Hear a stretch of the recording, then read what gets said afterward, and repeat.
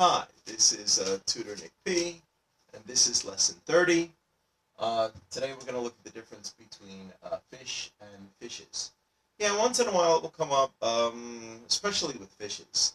Students will ask, well, what's the difference? How do we know when to use fish, and how do we know when to use fishes? All right, let's take a look. First of all, the majority of the time we do use fish. So let's look at the first note here. The usual plural of fish is fish. And here are some typical examples. That fisherman caught a lot of fish today. Uh, Bob is a seafood lover. He enjoys all kinds of fish. Number three, that seafood market has a wide variety of fish to choose from. All right, here we could see clearly it's all plurals, plural use, and we still just use the word fish. We don't use the word fishes in any of these situations. They would all sound awkward or weird. If you say that fisherman caught a lot of fishes today, that just sounds really weird. It sounds strange. Nobody would say that. So let's take a look at fishes, because fishes is the one to figure out, because there aren't that many uses. So if you can figure out when we use fishes, everything becomes clearer. So here we say the term fishes always refers to different kinds or species of fish, but it has very limited uses. Yeah, I've even seen other teachers, or I've seen other people explain it, and it is true.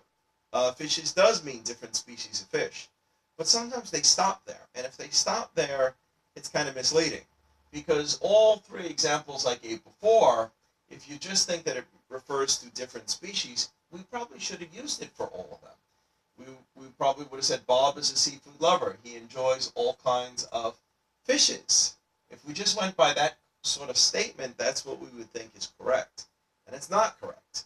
We just say he enjoys all kinds of fish. Or the same thing with number three, that market has a wide variety of fish to choose from.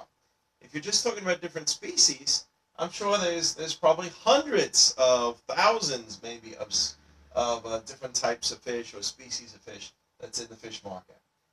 And we don't use it that way. So how do we use it? Again, it does mean different species, but it has limited uses. So let's look at one of the first uses that we sometimes hear fishes using. All right, so one use of fishes, is that it is often used in stories for children, especially in fairy tales. All right, why? I'm not really sure, to be honest with you. Perhaps the word fishes sounds cuter, and that's very good for fairy tales. That might really be the real reason.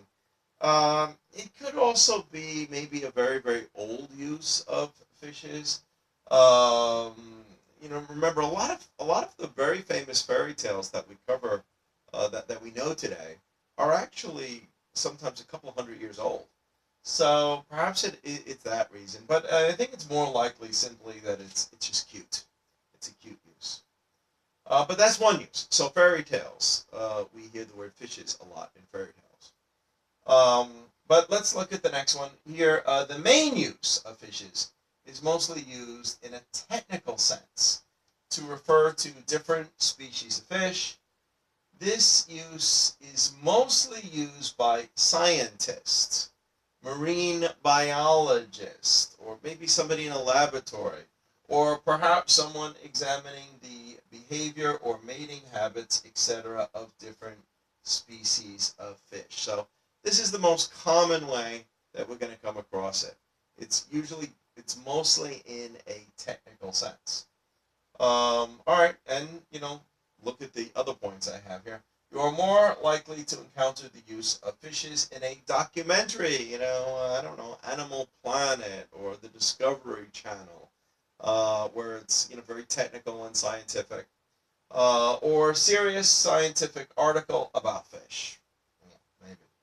You are not likely to hear people use the term fishes in everyday speech. Yeah, just like the examples I gave up here. Nobody says, I ate a lot of fishes today. They would say, I ate a lot of fish today. Or this past week, I had a lot of fish.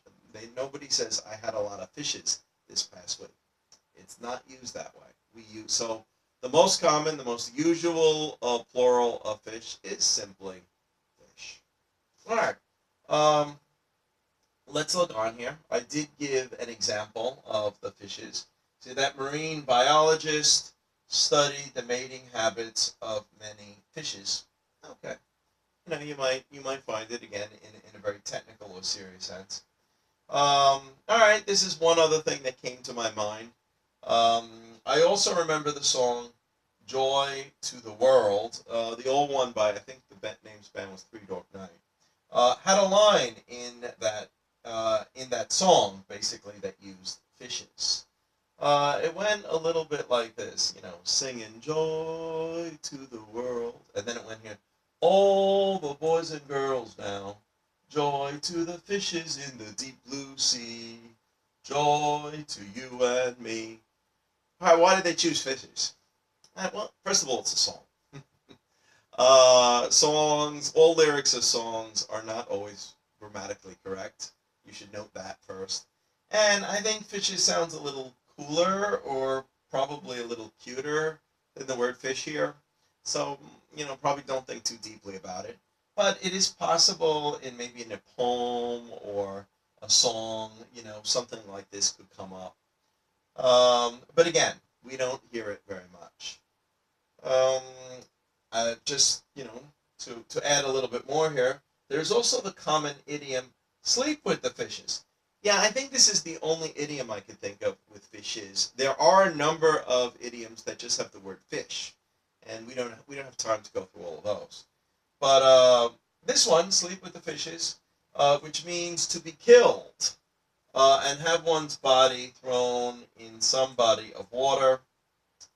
Yeah, typically in a mafia movie, the mafia always does this. Or sometimes they'll mail somebody a fish, to scare them, or as a warning, or maybe to let somebody know that's what happened to the person.